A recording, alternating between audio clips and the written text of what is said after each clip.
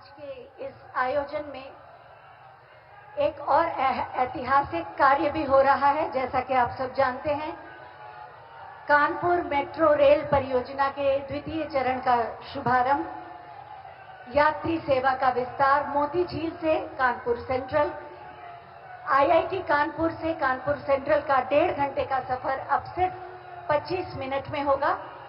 Nayaganj station पर Kanpur metro rail सज कर खड़ी है और उसमें वंचित वर्ग के बच्चे पूरे उत्साह के साथ माननीय प्रधानमंत्री महोदय का अभिनंदन करने के लिए तत्पर हैं।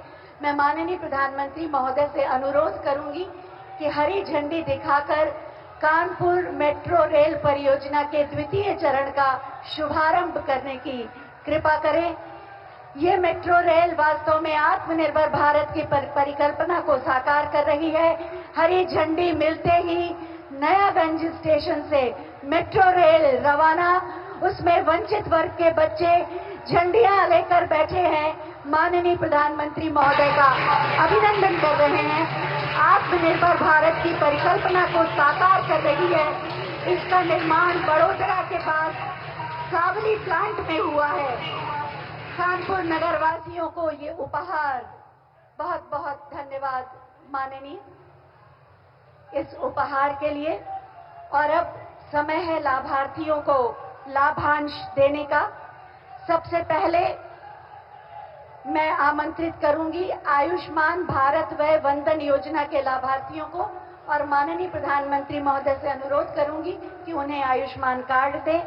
श्री सत्य प्रकाश श्रीवास्तव, 72 वर्ष के,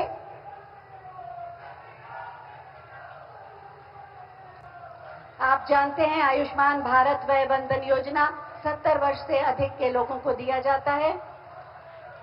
इसके बाद आएंगे 75 वर्षीय श्री जगदीश नारायण कटियार,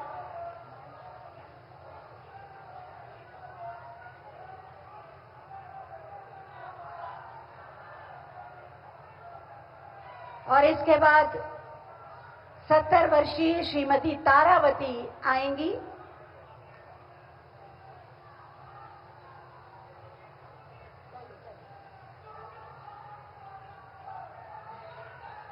इसके बाद उत्तर प्रदेश राज्य ग्रामीण आजीविका मिशन के अंतर्गत उन्नति प्रेरणा संकुल संघ की अध्यक्ष श्रीमती मीना गुप्ता को चेक दिया जाएगा 52,50,000 का।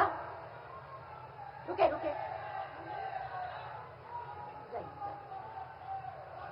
उत्तर प्रदेश राज्य ग्रामीण आजीविका मिशन के अंतर्गत उन्नति प्रेरणा संकुल संघ की अध्यक्षा 52,50,000 का चेक। इनका टर्नओवर 2 करोड़ का है और इनके संघ में 1532 महिलाएं सदस्य हैं। इसके बाद प्रधानमंत्री सूर्य घर मुफ्त बिजली योजना के सब्सिडी चेक श्रीमती अंजना नाथ जी को दिया जा रहा है 1,08,000 रुपए का सब्सिडी चेक।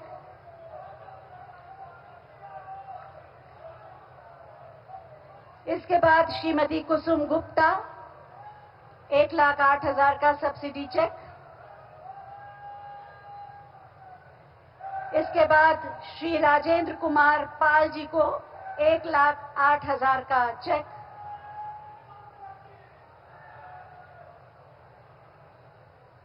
बहुत बहुत धन्यवाद माननीय, बहुत बहुत धन्यवाद माननीय। आईआईटी कानपुर ने यहाँ के परंपरागत कारीगरों के साथ मिलकर उनके उत्पाद के लिए एक बड़ा बाजार निर्मित करने का एक अभिनव प्रयास किया है। आईआईटी कानपुर की प्रोफेसर सात्यकी राय के मार्गदर्शन में सिरेमिक डिजाइनर शैली संगल ने बिठूर के माटी कला के कारीगर श्री शंकर लाल प्रजापति के साथ एक उत्पाद बनाया है, जो माननीय प्रधानमंत्री जी को वो भेंट करेंगी। माटी कला का ये उत्पाद जिसमें बिठूर की संस्कृति उकेरी गई है, आईआईटी कानपुर ने तकनीक के साथ, सिरेमिक डिजाइनिंग के साथ शैली संगल और माटी कला के कारीगर श्री शंकर लाल प्रजापति जी भेंट कर रहे हैं। एक अभिनव पहल आईआईटी कानपुर की ओर से।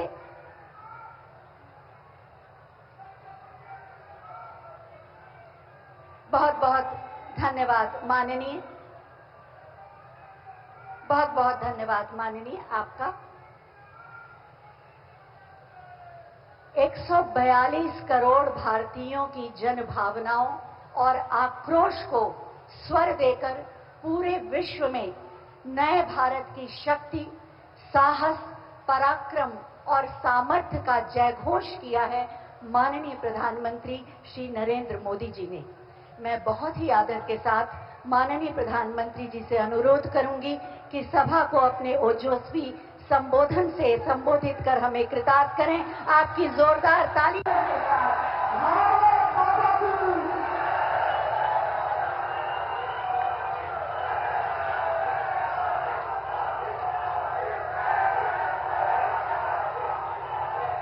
भारत माता की, भारत माता की, भारत माता की। उत्तर प्रदेश के मुख्यमंत्री श्रीमान योगी आदित्यनाथ जी, केंद्रीय मंत्रिमंडल के मेरे साथी, यहां उप मुख्यमंत्री केशव प्रसाद मौर्य और श्री ब्रिजेश पाठक जी, उत्तर प्रदेश सरकार में मंत्री, सांसद, विधायक और विशाल संख्या में पधारे हुए कानपुर के मेरे प्यारे भाई और बहनों, एक बच्ची शायद यहां कोई पेंटिंग बना करके जरा एसपीजी के लोग उसे ले लें। उधर भी कोई एक चित्र बना करके लाया है, उस कोने में आप अपना आता पता उस पर लिख देना, मैं चिट्ठी भेजूंगा। एक उधर कोने में कोई नौजवान है,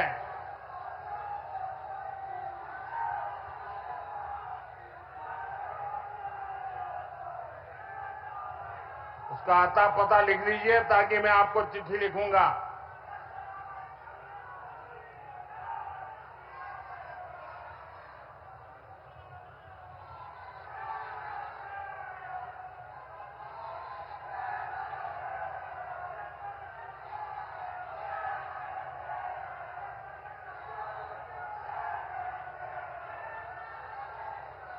ये इधर एक बालक कब से हाथ उठा रहा है।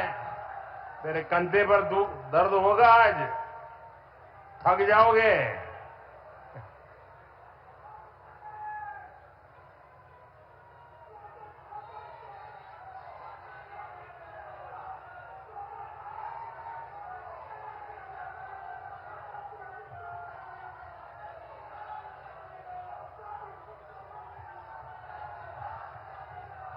आज कानपुर का उत्साह बड़ा जोरों पर है भाई।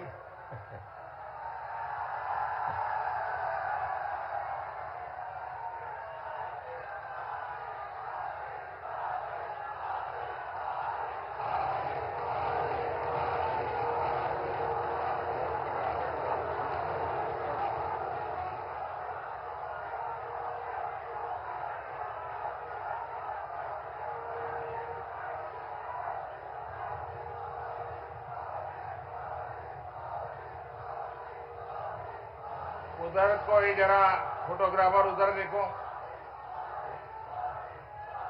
एसपीजी के लोग जरा उस बच्चे को मदद करो।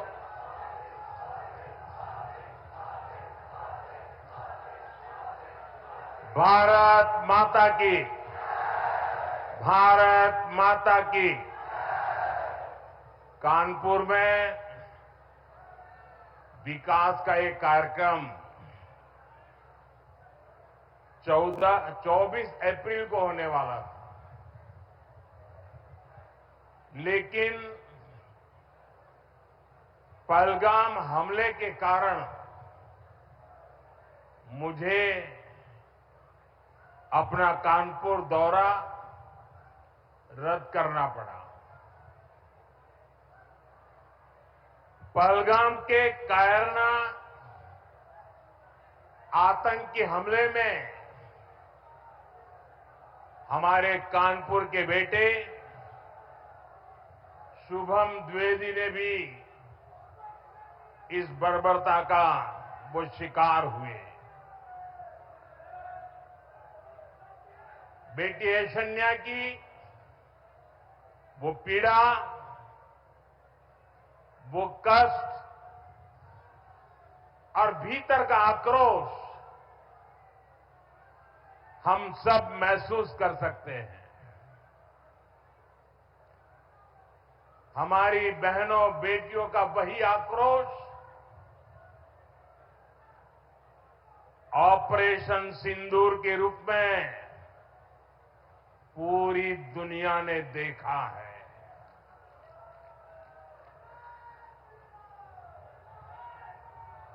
हमने पाकिस्तान में आतंकियों के ठिकाने गढ़ में घुसकर सैकड़ों मील अंदर जाकर तबाह कर दिए।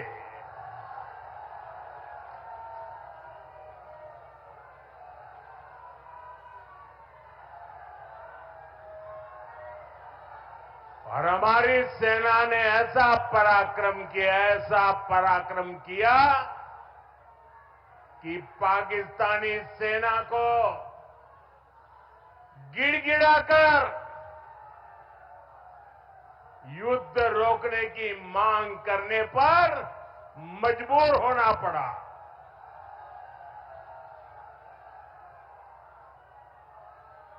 स्वतंत्रता संग्राम की इस धरती से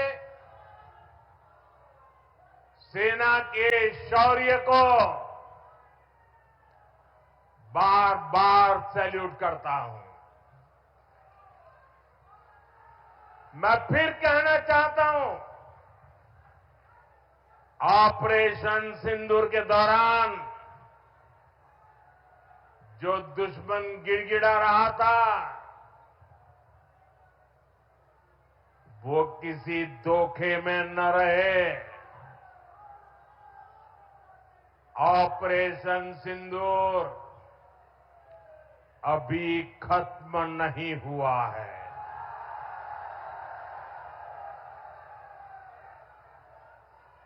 भारत ने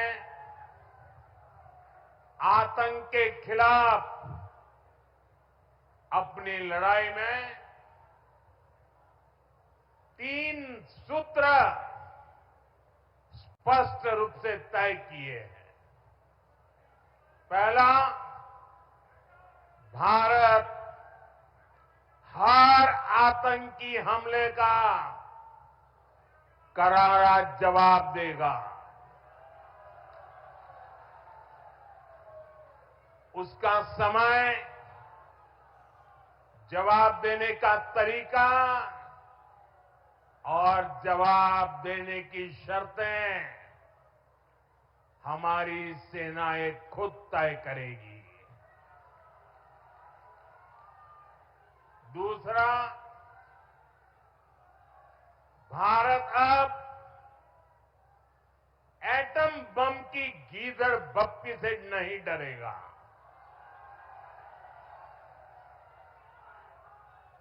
और न ही उसके आधार पर कोई फैसला लेगा।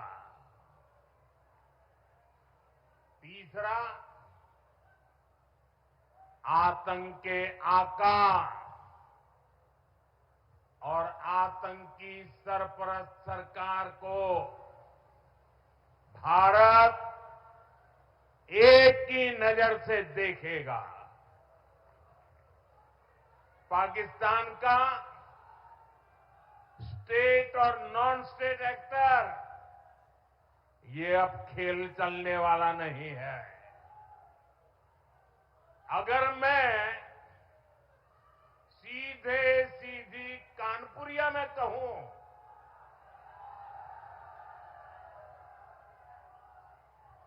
तो दुश्मन कहीं भी हो, हाँक दिया जाएगा।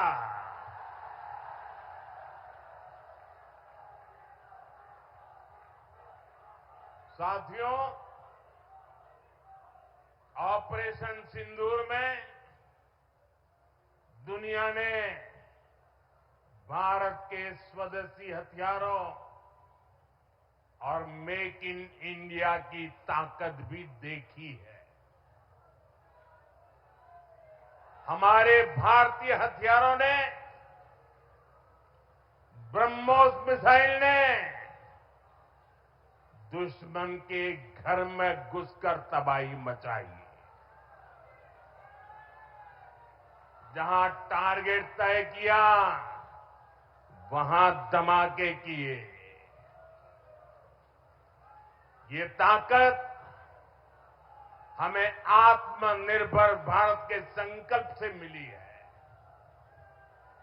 एक समय था जब भारत अपनी सैन्य जरूरतों के लिए,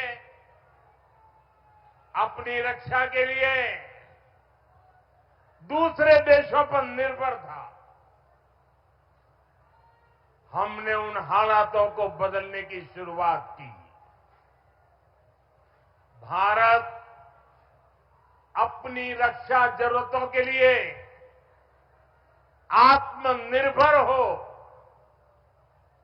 ये हमारी अर्थव्यवस्था के लिए तो जरूरी है ही, ये देश के आत्मसम्मान के लिए भी उतना ही जरूरी है।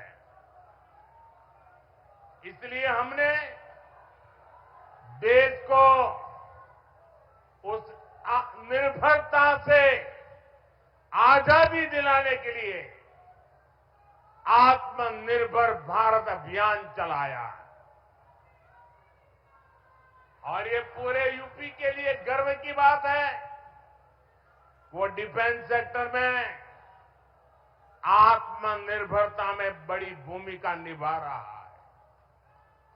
जैसे कानपुर में पुरानी ऑर्डिनेंस फैक्ट्री है, वैसी 7 ऑर्डिनेंस फैक्ट्रियों को हमने बड़ी आधुनिक कंपनियों में बदल दिया है। आज यूपी में देश का बड़ा डिफेंस कॉरिडोर बन रहा है। इस कॉरिडोर का कानपुर नोड रक्षा क्षेत्र में आत्मनिर्भर भारत का बड़ा केंद्र है। साथियों, एक समय जहां से पारंपरिक उद्योग पलायन कर रहे थे, वहां अब डिफेंस सेक्टर की बड़ी कंपनियां आ रही है। यहां पास में ही अमेठी में AK-203 राइफल का निर्माण शुरू हो चुका है। ऑपरेशन सिंदूर में जिस ब्रह्मोस मिसाइल ने दुश्मनों को सोने नहीं दिया, उस ब्रह्मोस मिसाइल का भी नया पता है उत्तर प्रदेश। भविष्य में कानपुर और यूपी भारत को डिफेंस का बड़ा एक्सपोर्टर बनाने में सबसे आगे रहेंगे। यहां नई फैक्ट्रियां लगेंगी, यहां बड़े पैमाने पर निवेश आएगा, यहां के हजारों युवाओं को रोजगार के अच्छे अवसर मिलेंगे। साथियों, यूपी और कानपुर को विकास की नई ऊंचाई पर लेकर जाना, ये डबल इंजन सरकार की पहली प्राथमिकता है। ये तभी होगा जब यहां पर उद्योगों को बढ़ावा मिलेगा, जब कानपुर का पुराना गौरव फिर से लौटेगा। लेकिन भाइयों बहनों, पिछली सरकारों ने आधुनिक उद्योगों की इन जरूरतों को नजरअंदाज करके रखा था। कानपुर से उद्योगों का पलायन होता गया। परिवारवादी सरकारें आंख बंद करके बैठी रही। नतीजा ये हुआ कि केवल कानपुर ही नहीं, पूरा यूपी पीछे हो गया। भाइयों बहनों, राज्य की औद्योगिक प्रगति के लिए दो सबसे जरूरी शर्तें हैं। पहली, ऊर्जा क्षेत्र में आत्मनिर्भरता, यानी बिजली सप्लाई, और दूसरी इंफ्रास्ट्रक्चर और कनेक्टिविटी। आज यहां 660 मेगावाट के पनकी पावर प्लांट, 660 मेगावाट के नेवेली पावर प्लांट, 1320 मेगावाट के जवाहरपुर पावर प्लांट, 660 मेगावाट के ओबरासी पावर प्लांट, 660 मेगावाट के खुर्जा पावर प्लांट का लोकार्पण हुआ है। ये यूपी की ऊर्जा जरूरतों को पूरा करने के लिए बहुत बड़ा कदम है। इन पावर प्लांट के बाद यूपी में बिजली की उपलब्धता और बढ़ेगी। इससे यहां के उद्योगों को भी गति मिलेगी। आज 47,000 करोड़ रुपए से अधिक की लागत के कई और विकास कार्यों का लोकार्पण